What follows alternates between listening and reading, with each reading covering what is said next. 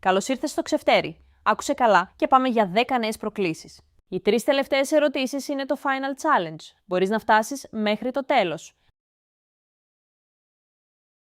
Σε ποιον πλανήτη βρίσκεται το Όρος Όλυμπος, το μεγαλύτερο γνωστό ηφαίστειο του ηλιακού συστήματος? Α. Στη Γη, Β. Στον Άρη, Γ. Στην Αφροδίτη, Δ. Στο Δία. Έχεις 5 δευτερόλεπτα. Διάλεξε την απάντησή σου.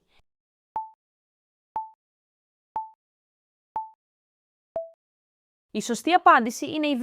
Στον Άρη. Το Όρος Όλυμπος ή Olympus Mons είναι ένα γιγάντιο ηφαίστειο στην επιφάνεια του Άρη.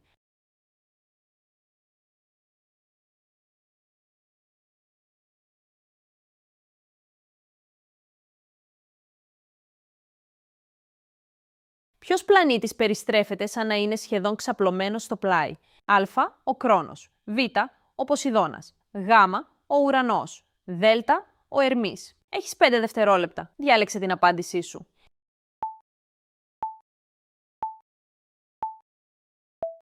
Η σωστή απάντηση είναι η Γ. Ο Ουρανός. Ο άξονας του έχει πολύ μεγάλη κλίση, περίπου 98 μοίρες.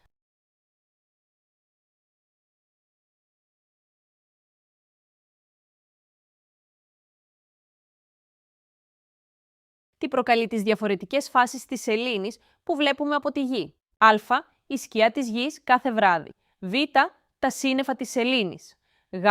Η αλλαγή στο μέγεθος της σελήνης. Δ. Η διαφορετική θέση της φωτισμένης σελήνης σε σχέση με τη Γη και τον ήλιο. Έχεις 5 δευτερόλεπτα. Διάλεξε την απάντησή σου.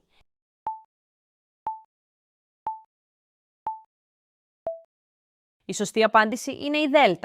Οι φάσεις οφείλονται στο πόσο από το ηλιακό φως της φωτισμένης πλευράς βλέπουμε από τη Γη.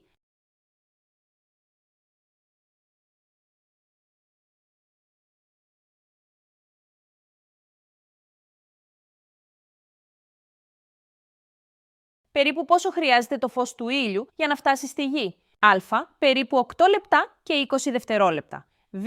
Περίπου 1 δευτερόλεπτο. Γ. Περίπου 1 ώρα. Δ. Περίπου 1 ημέρα. Έχεις 5 δευτερόλεπτα. Διάλεξε την απάντησή σου.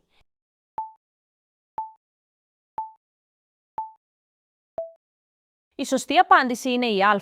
Το φως του ήλιου χρειάζεται περίπου 8 λεπτά και 20 δευτερόλεπτα για να φτάσει στη Γη.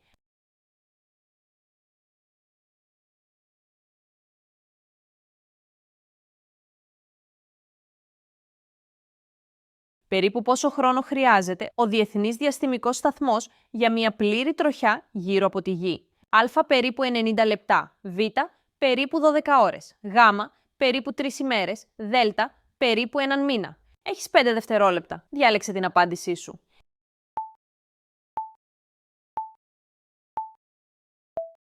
Η σωστή απάντηση είναι η Β. Ο Διεθνής Διαστημικός Σταθμός ολοκληρώνει μια τροχιά περίπου κάθε 90 λεπτά.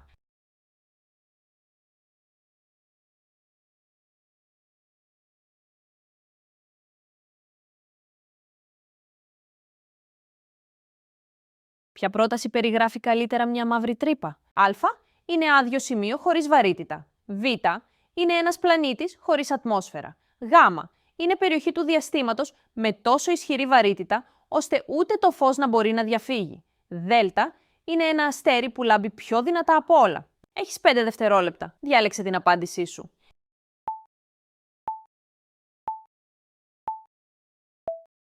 Η σωστή απάντηση είναι η Γ.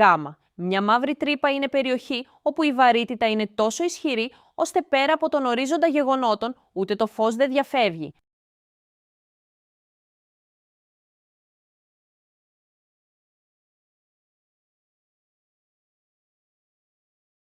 Ποιος πλανήτης έχει μέση πυκνότητα μικρότερη από του νερού? Α. Η Γη, Β. Ο Άρης, Γ.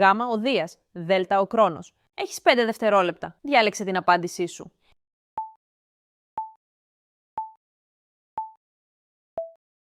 Η σωστή απάντηση είναι η Δ. Ο Κρόνος. Η μέση πυκνότητά του είναι μικρότερη από την πυκνότητα του νερού.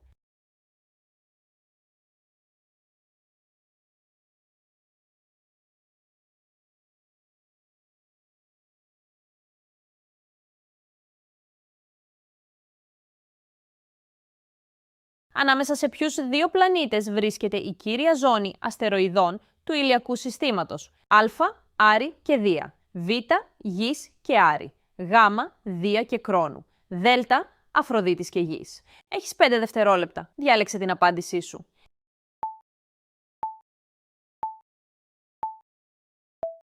Η σωστή απάντηση είναι η Α. Η κύρια ζώνη αστεροειδών βρίσκεται ανάμεσα στις τροχές του Άρη και του Δία.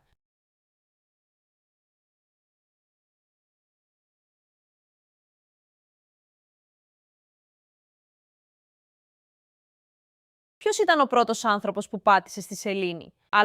Μπάζ Όλντριν. Β. Γιούρι Γκαγκάριν. Γ. Νίλ Άρμστρονγκ. Δ. Τζον Γκλέν. Έχεις 5 δευτερόλεπτα. Διάλεξε την απάντησή σου.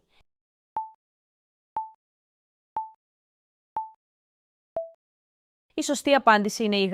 Ο Νίλ Άρμστρονγκ πάτησε στη σελήνη στις 20 Ιουλίου 1969 στην αποστολή Απόλλω 11.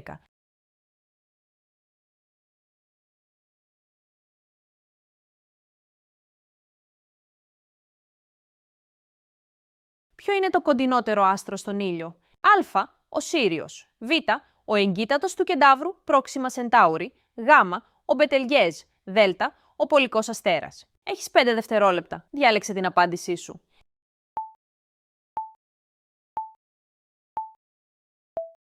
Η σωστή απάντηση είναι η Β.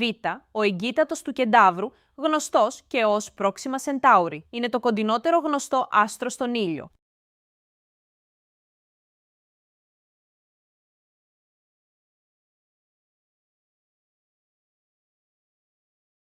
Μπράβο! Μέτρα το σκορ σου και γράψτε το στα σχόλια. Πόσα στα 10 πέτυχες? Κάνε εγγραφή για το επόμενο quiz του Ξεφτεριού.